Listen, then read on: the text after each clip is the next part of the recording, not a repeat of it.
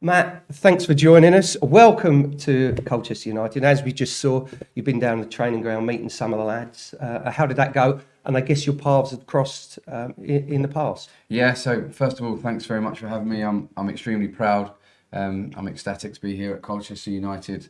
A proud history of a football club here. To be the new first team head coach is it's a massive delight for me, a massive honour, and I'm really pleased to have first of all got the role and to start work today. We've been down the training ground. I've come across a lot of the players already actually in my career, either playing against them or watching their games. So I knew quite a few of them, which was nice just to reintroduce myself. Met all the staff, been in with the staff this afternoon discussing a few bits and getting everything sorted. So it's been a whirlwind of a day, but I'm loving every minute of it, and I can't wait for the game tomorrow. That was my next question. It's been a whirlwind of a day or a couple of days, I guess. Things happen very fast in football, don't they? And this is just another example of how quick things can change and happen. Yeah, so the last couple of days it's really picked up pace. And like you say, in football, these things happen really quickly. I've just spent nearly 19 years in one place, so to be on the move so quick is a little bit of a new experience for me, and especially these last 24 hours, everything's been put in place really, really quickly. I'm extremely grateful for the owner, Robbie Cowlin, the chairman, to give me this opportunity, and the board. It's been a really tough and thorough interview process, and I'm really pleased that it went my way. Like I say, I was really keen on this job. There's a great infrastructure here at Colchester United, a really good basis for a successful football club, and I hope that I can bring that success to the club. You know, there's a good squad of players. Some that have played at a good level, and there's a good group there. So certainly enough to win some games at this level, and I'm really looking forward to working with them. And was it always going to be coaching? When your playing career, as you mentioned, long time at Wycombe, was you always going to move into coaching? Because you've also got an honours degree in sports writing and a diploma in football management. So there's lots of other things. You clearly like learning. You've done your badges a while back. Was you balancing things out, or was it always going to be coaching? I always had a determination to go into coaching, but I wanted to give myself a well-rounded education. I thought the media obviously plays a massive part in football. I'm obsessed with football, whether it's watching, playing, coaching, writing, talking. So I wanted to leave all doors open, because you never know what opportunities approach in life. And I always wanted to be ready to take any opportunity that may lay its way, you know. So that's why I started doing my badges so early. I wanted to make sure I was prepared for post-playing days. Did my B licence around 10 years ago, A licence in the last 5 years, and I'm through to the final stage of application for the pro licence. I want to do that as well. The diploma in the last year and finished in the summer was great preparation for this role. It wasn't actually on the grass stuff; it was behind the scenes, how you manage, how you lead. So I'm really pleased I did all those bits, because if I hadn't, then I wouldn't be sitting here today. So it shows that hard work and preparation pays off. And do you think doing your badges while you're still actively playing then benefits you in the longer term as a coach? Yeah, I certainly do. I think it really improved and helped my playing career in the latter stages of that. I was almost able to be a bit of a part-time coach whilst being on the pitch. So it gives you a different perspective on the game and lets you prepare for post-playing. So I'm really pleased the way I did it. I was able to elongate my career by a few years by the success we had at Wycombe over the last few years, which I was delighted about. But when the opportunity came around to start coaching there, it was the great fit. And when the opportunity came to Colchester United, I couldn't be more pleased. And playing, coaching, again, I guess coaching takes up more time, because you're not just down there when the players are there. There's lots of other work that goes on behind the scenes that we don't see. Yeah. When I retired from playing, everyone said enjoy your retirement, and I have enjoyed it, but not the way everyone thinks you're going to be on a golf course playing golf all day. It's certainly not been that. You have to put the hours in, but my deep values of belief in life is about hard work and respect and preparation.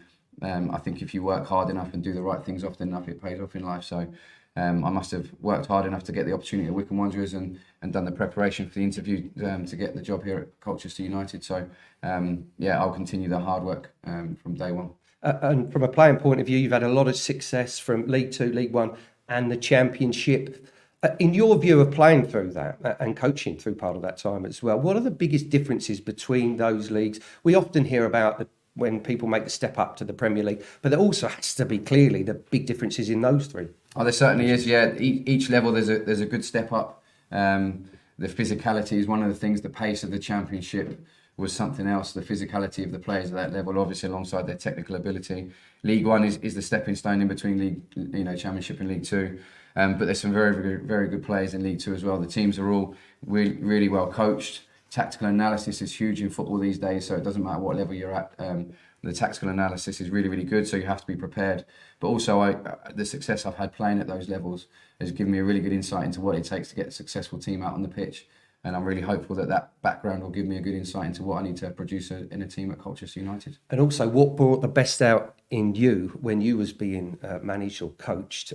I guess that's something that you know works, or know that what doesn't work. You worked with Gareth Ainsworth at Wycombe. Do you think you've learned anything from him as a coach, and obviously through your playing time? I've learned a huge amount from Gareth. I think he's done an extremely good job at Wycombe Wanderers, probably their best manager ever in their history, and he's done a really successful job there. And 10 years in the job, it is an incredible achievement. So I've learned loads from him, but I've also worked with other managers in my career that have had a really big influence on me. Some other coaches and some close friends and colleagues that are now working at other clubs that I can lean on as well. So I'd like to think I've got a fairly well-rounded football education. I came through Ipswich, so that football background that I've had there as well. So I'd like to lean on all of that. We're going into my managerial career, and I'm certainly not going to try and be anyone else. I'm going to be myself.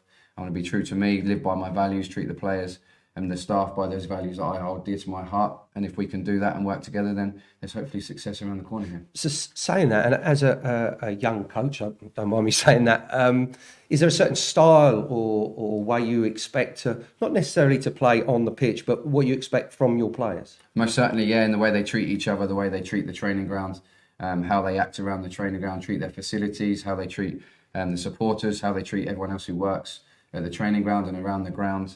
For me, those values are everything to a team that I want to manage. I want to see energy from my team. I want to see integrity. I want them to work as a team. I want to be a team unit. I want to see us on the front foot and playing attacking football. These are all throwaway comments, and the proof will be on the pitch. I get that, but I have a vision of how I'd like to see Colchester United team playing. This is going to be an evolution, not a revolution. You know, this squad is in place, and there's loads and loads of good players that I'm looking forward to working with in there. And it might take a little bit of time, but I know that there's players in that changing room, and there's a squad in that changing room that are capable of winning games. And like I say, I'm really excited about that. And for me, it's all about falling on those values and treating each other with respect, hard work. And that means that, you know, sometimes there's honest conversations that need to be had. But at the same time, if we work together and live by those honesty and integrity, then we should move forward. You know, we all feel that we have got a good squad here. It's not started the season the way anybody involved at Colchester would have wanted. Have you had a chance yet, or will you have a chance to look at some of our previous games this season? Yeah, I've already watched the last 3 games. I did that before my interview this week. I wanted to prepare properly. Like I say, I've got a previous knowledge of quite a few of the players, but I wanted to see how they were gelling as a team, how they were being set up, and what positives and what negatives the team has already got, so I can make my own judgments on that. So I've watched the games, I watched training today. I've spoken to a lot of the coaches and tried to tap into their input as well and their knowledge of the players and of the squad and of the football club. But for me, I want to embrace this football club as my own.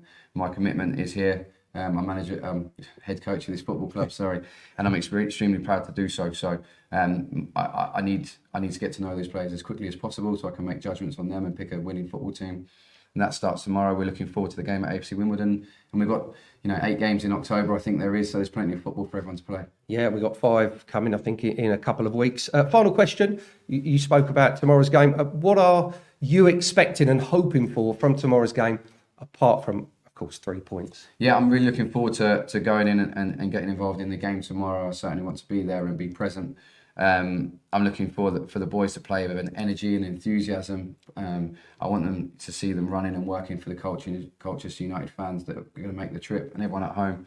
I think that's really important in any football team, that the minimum you give is to run and tackle and be part of that team unit.